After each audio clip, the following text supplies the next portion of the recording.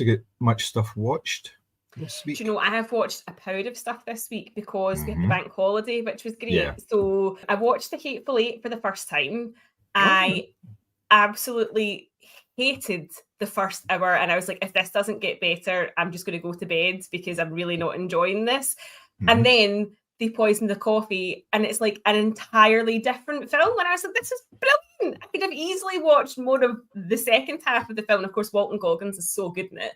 But I just thought the first hour was terrible. It was like they were obviously throwing a, I know it's a Quentin Tarantino film. I was like, but can we stop dropping the N-bomb like every 2 words, or like beating up Jennifer Jason Leigh's character for the sake of it as well? It just felt like really icky and like really playing into all the bad tropes that people have about Tarantino.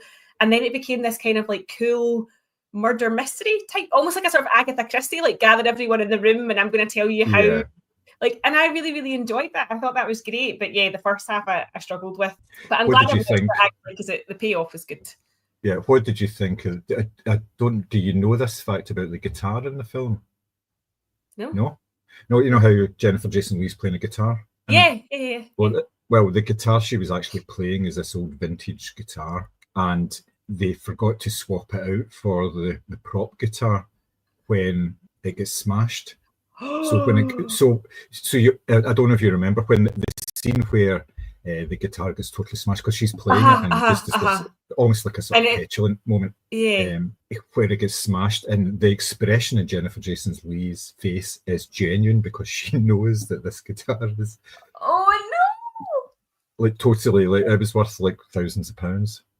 This thing, so and they were like, right, okay, well, my God, that's when insurance kicks in. It was totally genuine. It was like totally a mistake. It wasn't like anybody like messing about to try and get a genuine reaction or anything like that. It was totally a mistake, and you can tell by her reaction that she's going, Jesus, what's going on here? Oh no! Oh well, do you know, as I say, the second half was much better than the first, so. I'm glad I watched it to the end because there was a point where I was like, this is really not for me. Like, this is the worst Tarantino I've seen, but I'm glad I stuck it out. And then on the bank holiday, I watched Guardians of the Galaxy Volume 3, which got me right in the feels. I was like properly sobbing over a raccoon that doesn't exist.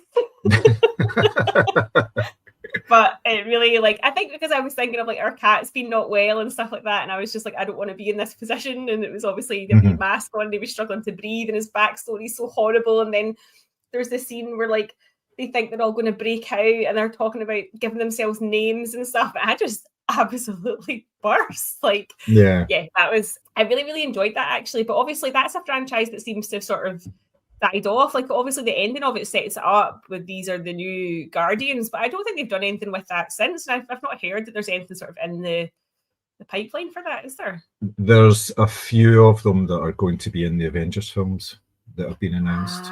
So right, some of them are in that, but I don't think there's any more Guardians films been announced because obviously it was James Gunn and he is now with DC. Superman, doing the whole DC universe thing. So if they do come back, I think it will be more integrated into other things rather than they're sort of standalone films. And I know, if you remember, obviously James Gunn was sacked by Marvel because of tweets, historic tweets that he'd made, and the cast basically said, well, none of us are coming back for the third film. It was like fairly unanimous. They just all come out in support of him, saying this is ridiculous. It's got nothing to do with the tweets. It's just people trying to basically get him cancelled because other sort of right-wing commentators and stuff were getting cancelled and people involved in film and all that. So I think it would be quite a bold move to bring them back because of the fact that it was such a tight unit. They were all together doing so. But yeah, there's obviously obvious opportunities because it made so much money, that franchise, that it'll be difficult to see. But there's a few, I mean, we talked about this before, there's actually maybe 3 or 4 different strands within Marvel that just haven't been picked up, like Blade. The Eternals seems to have disappeared. They're not involved in anything to do. It was like a one film, and then it was the Eternals will return when and they haven't, and none of them are actually involved in any of the sort of future plans at the moment as well. So there's a few things, and obviously like Guardians, and there's various other elements that they talked about. In fact, that video that Simi sent us with all the Marvel end scenes that didn't come to materialized. Anything. So there's loads of things that haven't happened. So, but yes, where there's money involved, they will probably bring it back at some point. No doubt. So I watched Companion as well for the first time. I think you and Sammy had both recommended this, and I'm fascinated because that's the team from Barbarian, and obviously this film, I feel like they've obviously got a lot to say about how women are perceived and treated. Is because I really enjoyed this. I thought it was a great film actually, and at first it was funny because I'd only ever seen the poster, I think, and when she went into the shower at first and she came out with a full face of makeup on, I was like, Christ, can Hollywood do us a favor? And like, she has to take it. And then I was like, oh, absolute dumb shit that I am. I was like, obviously she's built this way. Yeah, I enjoyed it. Yeah, it's a good film, yeah. I'm kind of glad that we didn't talk about it because it's really difficult to talk about without doing sort of film spoilers. So yeah, it's a very good film. I really enjoyed it. And I know Sammy really enjoyed it as well. I'm gonna give Shimmy a wee shout out here though, because Sammy tweeted me or messaged me on Blue Sky during the week. I'd posted about our Sinners pods, and he said that he just thought that was a bunch of scenes strung together, good scenes, but there was no coherence. And I was like, Sammy, this is like top film of the year territory for me. And he's like, yeah, no, I guess I'm in the minority, but he didn't enjoy Sinners. And he has ample opportunity to air his views. Yeah, well. I did take him. He'd have been a good counter on the pod. So after Companion, we watched Forgotten, which I think is in the wee 90-minute section on Netflix. So it's a Korean, what I thought was going to be like a Korean sort of haunted house type of film, but actually turned out to be a good little twisty revenge thriller. Like there was a lot of moments where I was like, wait, is that? And then like the whole thing of the film would just shift and you can't really trust anyone and nobody's telling the truth. And it was a very, very tight wee, like as I say, a good wee 90 minutes to actually just sit and watch. So I really, really enjoyed that. And then keeping on the Korean theme, I watched A Tale of Two Sisters for the first time as well. Oh, nice. Which I absolutely loved. However, I did have to do a bit of reading afterwards to make sure that what I thought had happened had actually happened. But I really enjoyed it. And there was a couple of really big jump scares in that for me as well, and Chris was away overnight and I watched it by myself in the house, and I did that classic thing where like you switch the light off at the bottom of the stairs, then you go tanking up the stairs to bed, shut the door, and like hope that no scary monsters hold you up. So it was really good though. I really, really enjoyed that. And obviously I didn't see anything coming. So despite the fact that it's been out for a few years, I didn't know what like the twists were and stuff like that, which was great. And then last night, on Shudder, I watched an Irish language film called Freywalker. Disappointed in this. It got very, very hyped up at Belfast Film Festival. And even within my Final Girls group, people were saying that they really enjoyed it because it was kind of folk horror sort of thing. For me, I thought it was okay last night. And then this morning when I woke up, I was like, do you know what? It did feel like somebody was hitting me over the head with a broom going, this is a metaphor for intergenerational trauma.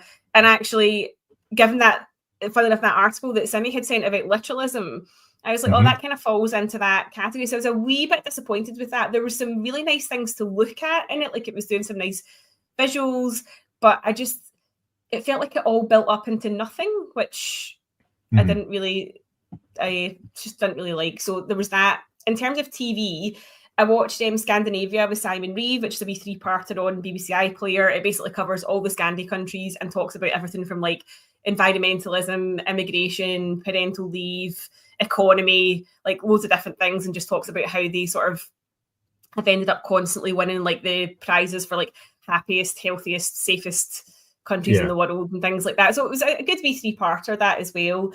And on the Scandi theme, I watched Mafia, which is coming to Viaplay. It's a 6-part series, which is based on a true story about gangs who were operating in Stockholm in the early 90s, and they were from different parts of the former Yugoslavia. So you've got like Croatians, Serbs, Bosnians, and basically they were smuggling cigarettes in order to fund the various factions back home, which, as you can imagine, is a bit bloody and a bit dangerous. So that was a good wee 6-part series, actually, like around about 45 minutes per episode, and you sort of zip through that as well. And then because I wanted some brain rot on Friday night, I was recommended The Secret Lives of Mormon Wives on Disney+.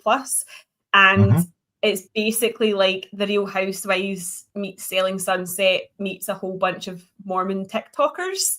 So lots of drama, lots of women shrieking at each other, and lots of bad behaviour, and I binged watched the entire first season. I was like, I just can't stop myself. And in terms of reading, I read Free Food for Millionaires by Min Jin Lee because I really liked Pachinko. This is like, it's quite a big novel as well, like, and it is sort of like epic in terms of like it follows all these different lives all the way through from sort of like start to end. But I just didn't kind of hit the same emotional notes, I guess, as Pachinko. I didn't really feel that invested, but once I have committed to a book, I do try and finish it. So that's where I got to with that. So, but yeah, it actually has been a busy wee week for watching and reading. Yeah. Excellent, because obviously your past couple of weeks have been pretty much full on with work and everything, so you've not had much time to do that. Well, obviously you've still managed to fit in a fair amount, but that's pretty good. That's quite quite a good list, eh? Yeah, it's pretty good. Yeah, definitely, yes.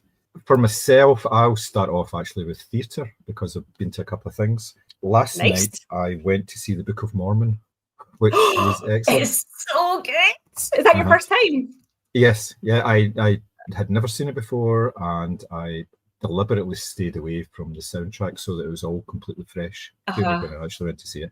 Yeah, it was really good. I saw that at the King's last night, or yesterday afternoon, actually. It was a matinee show, and it was excellent. It was really funny. And now you can listen to the soundtrack and just enjoy, like, Turn It Off and Baptize Her and all Spooky Mormon Hell Dream and all these good songs. Yeah, it was so funny, and it was also so rude as well. And there was obviously a bit of like racist comments in there for good reasons and everything as well. But yes, it was particularly funny. Really enjoyed it. That was excellent. And it was like a full house as well, so there was a lot of people there, and it was a really nice atmosphere, and everybody was enjoying it and everything. So yeah, I think everybody kind of knew what to expect from it, so there wasn't anybody going, "Oh my goodness, this is terrible, I'm so shocked," you know, because it's been about years. Clutching your pearls. No, so there's nothing like that at all. And I think I failed to mention it last week, but I went to an opera. I'd been to a couple, obviously been to the Merry Widow, which I talked about, but just after that I went to one that was 2 one-act operas. It was Trial by Jury, which is a Gilbert and Sullivan one-act opera about a court case, and they've done it in such a way that it's like a reality TV sort of Jerry Springer style thing with the celebrity. It's like Judge Judy and stuff, so it's like, and it's like that, and it's this case between these two people about over a divorce and stuff, and it was really funny. It was excellent. It was absolutely cracking. And then the second one was a brand new work, which was called A Matter of Misconduct, which was a political opera about trying to cover up certain things that are going wrong. Like, obviously things go wrong in threes, and it's like 3 things that go wrong for this Prime Minister, and it's really sort of totally up to date. It's a bit like the thick of it being sung. So there's all these sort of characters involved in it, and they actually mention a camper van at one point as well as part of the scandal and things. So, and these were just 60-minute performances, and they were just excellent. They're really, really good. They do that every year. They have like a new performance, and it's either like a full show or it's just, you know, like sometimes they do a triptych. They do 3 separate sort of mini operas, and then they do like, well, this time it's just the 2 sort of one-act ones, and it was great. It was really good fun. It wasn't really busy though. I was really surprised at that. I suppose it was, well, the good weather and everything is still going on, so that's, you know, people kind of tend to say, well, I'm not going to go and sit in an auditorium for a couple of hours, even though it's reasonably nice and cool and everything. But I think people were just saying, nah, I'm not going to bother. So, but yeah, that was excellent. I was really pleased at that, and we've got like the new season starts from September, I think it is. So they obviously put them on sale right away to obviously start generating income. So we bought all our tickets for that. So there's because you guys have like passes, don't you?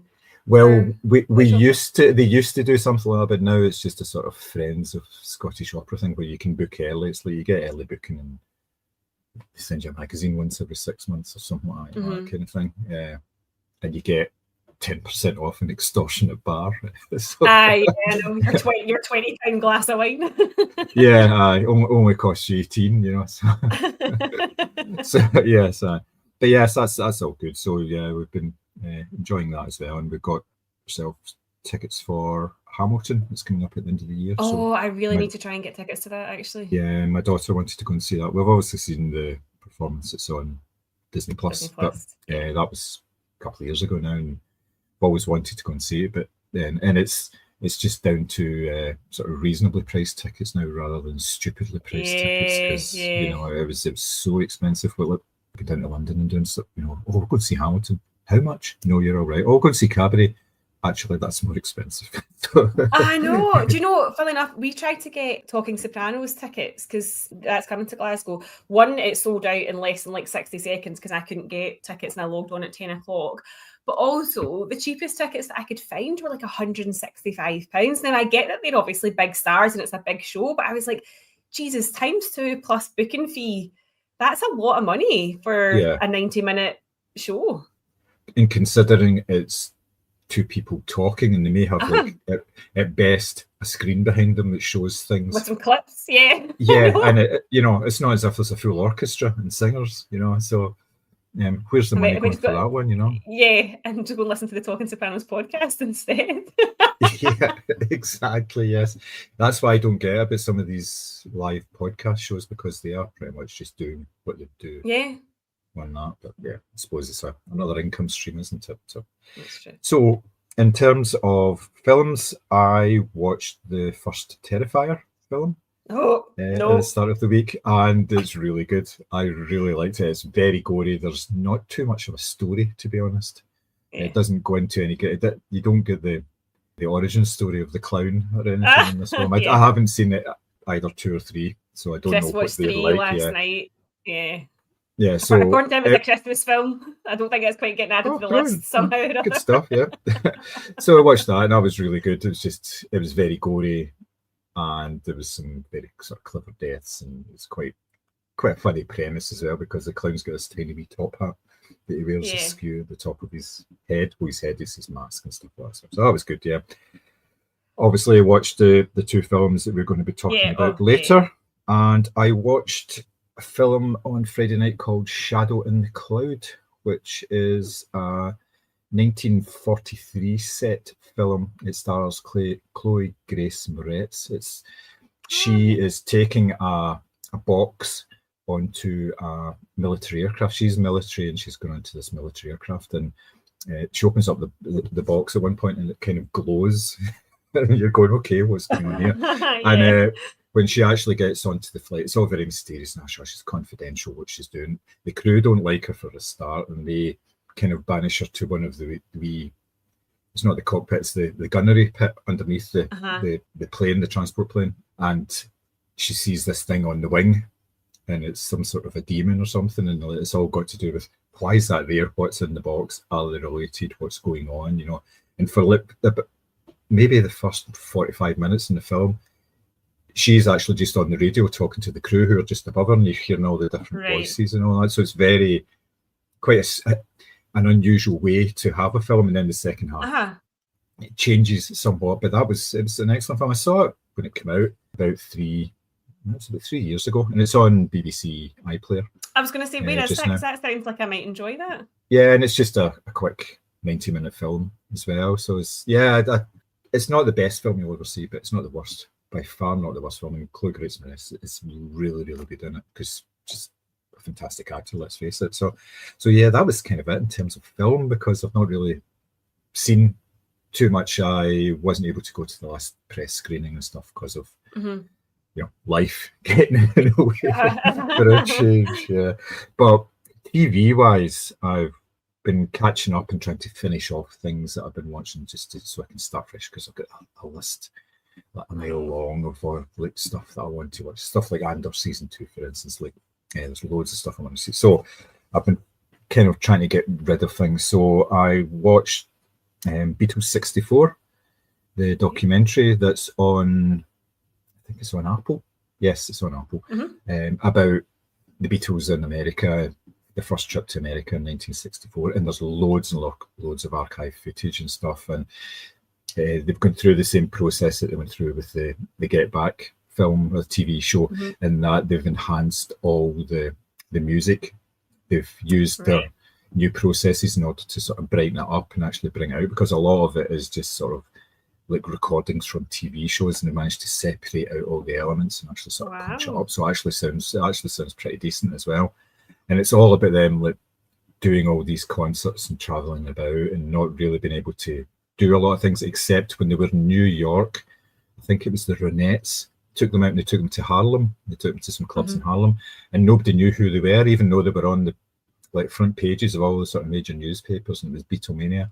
People in Harlem are just like, just 4 white boys, and they were left alone, and they said it was like possibly the best sort of element of the whole trip, because they were able to have a wee bit of downtime and just enjoy themselves, and it wasn't just in the public glare and all that. And quite tellingly, there was no footage from that, so obviously the cameras didn't follow them there or anything, so it was just all through anecdotal evidence and things like that. And it was just weird stuff, because you would see there'd be these sort of big sort of blown up pictures of them actually like arriving at the airport, and there's a guy standing there with a chimpanzee to greet them, and you're going, what is that all about? I know. Yeah, it's just totally bizarre. So yeah, but that was really good. I really like that. It's sort of gives you a wee insight into something that we take pretty much for granted these days about sort of pop stars and stuff, and it wasn't. They were the first sort of, apart from Elvis, you know, they were the first sort of, well, let's call them the first band then that couldn't walk down the street, and you know, women were literally screaming and passing out in their presence. Like they sort of, I don't want to say that they started like the whole celebrity thing, because that's not true. You've always had celebrities, but I mean like that kind of culture around like fandom, I guess, maybe, as opposed to maybe celebrity. Yeah. Oh yeah, it's like extreme fandom. So yes, it kind of was the biggest thing with regards to that, and it was all the merchandising around it as well. You know, dolls and all that everything. Sort of. There's so many things. I mean, even now, there's a guy who sits outside St Station in Glasgow, and he's got this it's like wee Beatles figures, and he plays Beatles music, and it's like wee figures, and they react. You've seen these wee sort of dancers, and they react to whatever music is playing, and it's the Beatles actually, like a wee band of them playing, and there, and obviously he just winds them up, and they just do it, and he makes money from it. People give him money because it's a wee street art. Is this the same guy that used to have the disco cats? He's still got the cats. There's a couple of cats actually at the sides. Yeah. It's the same guy, and he just sits there in his camp chair and just talks to folk as they're coming past, because obviously it's like a fun thing for wee kids and all that. They're coming along, so he's just chatting away to them, but so the influence is still there in the merchandising. Yeah, absolutely. Well, look at the film it's about. I mean, obviously, I don't know what your thoughts are on the casting of that, but there is about to be 4 separate biopics about the Beatles. George Harrison obviously being my favourite. I'll be most interested in that. But I just think that still now, and they've obviously, like, I feel like although maybe you don't think the casting is perfect in terms of looks, like what they've done is they've picked the right people in terms of that level of fandom. Like if you are a Barry Keoghan fan or a Harris Dickinson fan, like there's probably the same levels of like, stands as the Beatles had back in the day. So whether you think that physically they necessarily resemble the Beatles, it's clever in the sense that they've capitalized on, Paul Mescal being the sort of it boy for a certain, type of fan group. So I'll be interested to see what they do with those. It's more important that they can get good actors. The looks can come later. It's the same with Armageddon when they were talking about, well, why don't they get minors to, do the, to blow up the asteroid, or why don't you just have astronauts who can then be taught? So you get the appropriate person in there for the job, and it's like that because you're getting people in who are proven actors. They've got a track record. They're very good. Makeup and hairstyling will sort out an awful lot of, exactly. Yeah. So I don't think that's going to be a problem. But people like to get hung up in these things. They don't look like them and all this sort of stuff. But that's really, as far as I'm concerned, every day is Christmas Eve. So I expect it to be good given the caliber of people in it. What I am concerned about is the fact that initially they're talking about releasing these films in a 4-week block. So they're going to come out one after the other. So I don't know how that's going to work out, because will there be enough time for people to see the films individually, before, because there's going to be a Is there going to be like a Beatles film as well, or is it just that was my understanding. I thought there was 4 biopics and a Beatles film, which is interesting because it also pits the actors against each other in terms of box office power. Yes. So not just who's your favourite Beatle, but who's your favourite actor out of all of them as well, and will that correlate to more bums on seats at the cinema? Yeah, definitely. Yeah. So yes, it's a very ambitious project, and I'm looking forward to seeing how it's going to actually play out. On the whole, I think the initial publicity for it and the reaction has been really positive. You know, you're never going to get 100% positive, not these days. You're always going to have this backlash. You know, hashtag not my George and all this sort of stuff, and kind of thing. So yeah, but that was all good. I have also been watching the first season of American Gods. I know it's Neil Gaiman and everything, but I did start watching it and I wanted to finish it off, and it's really good about the old gods versus the new gods. And the first season comes to an end with it's all sort of building up to sort of war. So that was excellent. You know, it can't go wrong. There's like a sort of cast of hundreds in that as well, and it's quite clever as well, which I kind of liked. I started watching Tucci in Italy, which is how's that on Disney? It's actually pretty good, actually, because obviously Stanley Tucci is very much into his food and his drink and you know the sort of travel aspect of it, and he goes along to these kitchens and stuff and does a wee bit of cooking, like talking to all these people, and obviously he's fluent in Italian, so he's speaking to them in their own terms and everything, rather than this sort of forced English conversation. So there's a fair amount of it that's subtitled and everything, but it's like his passion for the food and the culture and the country and everything. It really comes through. It's excellent. It's really good. I really enjoyed it. Yeah, just quick 30-minute watch. So it was good. And he's well, he elevates any program that he's in or any film that he's in. So this is no different. So that's pretty good. Finished off the first season of The Bondsman, the sort of supernatural drama. I think I talked about it before, where it's a guy who's been brought back from the dead in order to actually kill demons and send them back to hell. Now it was pretty decent. It was all right, and I thought, well, I better finish off anyway. It's good fun more than anything. I saw it's on Amazon Prime. I think there'll probably be more of it based on the fact that it got a reasonable write-up and stuff like that, although some people absolutely hated it. I just thought it was just awful. But, that's the way it goes, I suppose.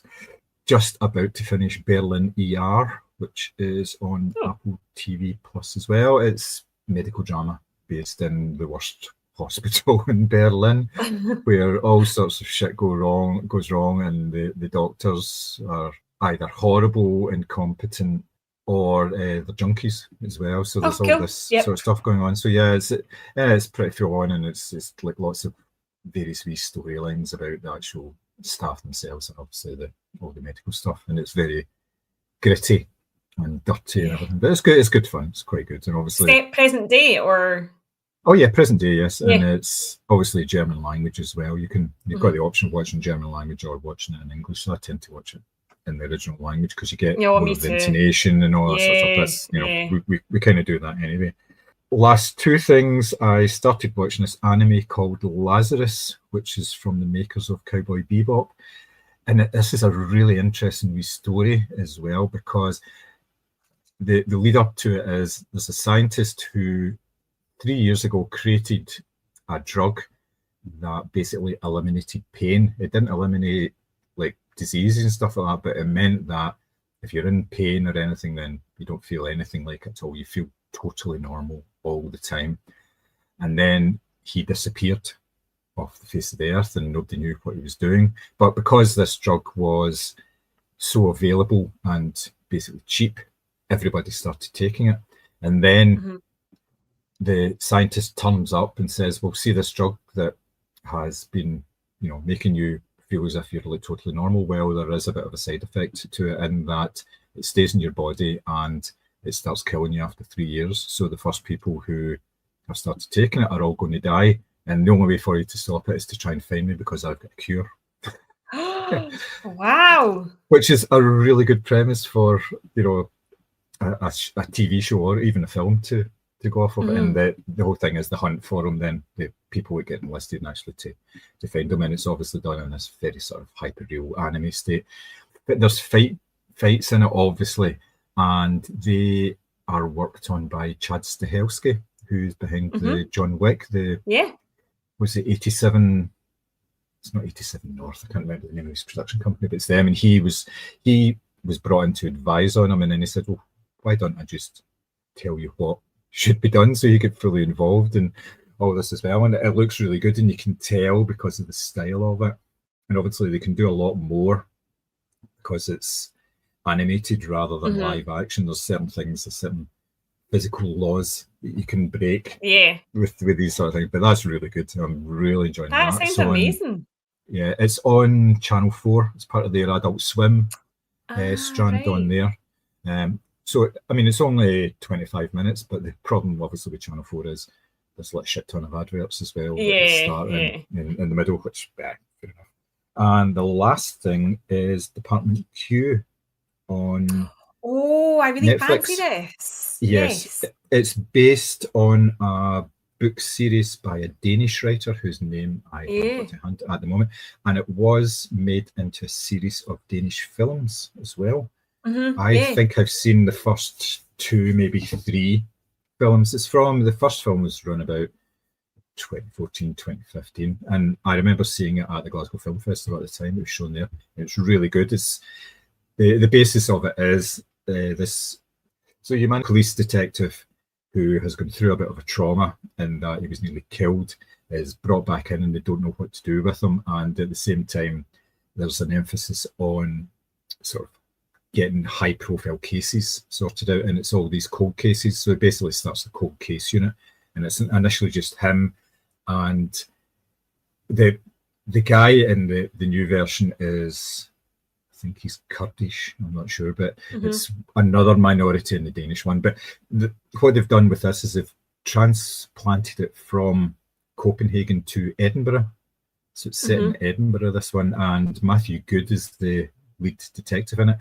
Crucially, he's not doing his Kingsman Scottish accent in it. Thank God. He is doing. He is cast as an English person, and that's one of the reasons why a lot of his colleagues hate him, because he always goes on about how much he hates the Scots people, which is really kind of fun as well. So that, and the performances in it are brilliant, and the story in it, and I mean, there's loads and loads of like sort of really sort of well-known people, like Kate Dickie's in it, Shirley Henderson's in it as well. So there's like a really sort of good cast around it, and the whole first episode was really just the kind of the background, setting it up and everything, and then the second episode on is all about the case that they're actually investigating and everything, and it is really good. I would like sort of highly recommend that, because when I saw it I thought, oh, I really like those films. I hope it's good. I hope it's not like Rebus, you know. I hope it's a good thing. So it has turned out so far to be particularly good. So I think that will be a bit of a hit for them. Yeah. So and nice to see some Scottish actors, and they did like proper Scottish actors, not people affecting the accent as well. Yeah. Jessica Lange didn't get the call for this one, so I think we're okay. Genuinely up there with one of the worst accents I've ever heard.